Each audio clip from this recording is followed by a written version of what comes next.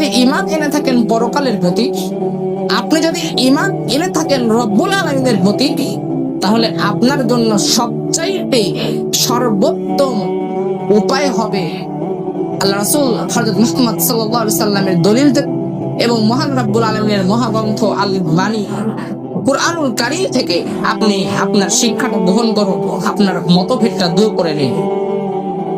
তো কুরআনুল কারীম থেকে আমি প্রথমে যে আয়াতটি আপনাদের সামনে পেশ করব সেটি হচ্ছে সূরা আত-তাওবা 9 নম্বর সূরা 11 নম্বর আয়াত। আল্লাহ তাআলা বলেছেন, ফাইন তাবু ওয়া আকামুস সালাতা ওয়া আতাউজ যাকাতা ফাইখওয়ানুকুম ফিদ-দীন।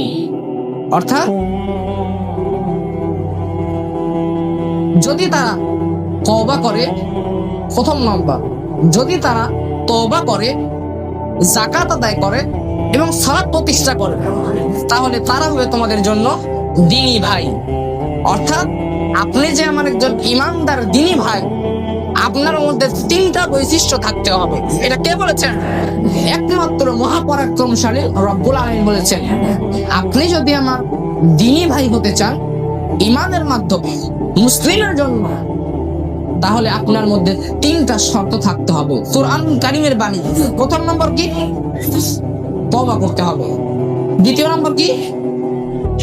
অর্থাৎ শিরক থেকে তওবা করতে হবে। দ্বিতীয় নম্বর কি? আপনাকে সালাত প্রতিষ্ঠা করতে হবে। সালাত এমন একটা খুঁটি, সালাত এমন একটি স্তম্ভ যার উপর ইসলামের অনেক বিষয় ভিত্তির জন্য দাঁড়িয়ে আছে, ভিতের জন্য দাঁড়িয়ে আছে। এখন আপনার মসজিদে ধরেন এই মধ্যে দুইটা পিলার দিচ্ছেন, কারণ কি? যেন ধসে না পড়ে, উপরে আরো দুইটা তিনটা তালা যেন করা যায়, এই জন্য।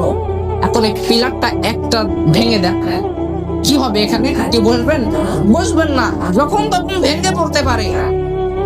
এখানে কেউ বসবেন না, কারণ এটার ভিতটা নাই। এই মসজিদে যদি পিলার ছাড়া যদি দেওয়াল করা যায়, কি হবে?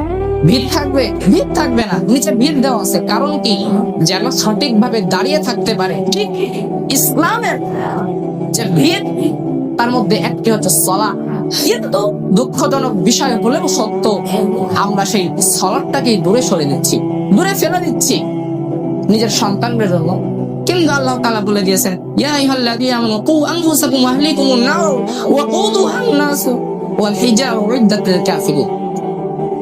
হে দুনিয়ার ঈমানদারগণ, তোমরা তোমাদের সন্তান সন্ততি পরিবারের জন্য তোমাদের রবকে ভুলে যেও না।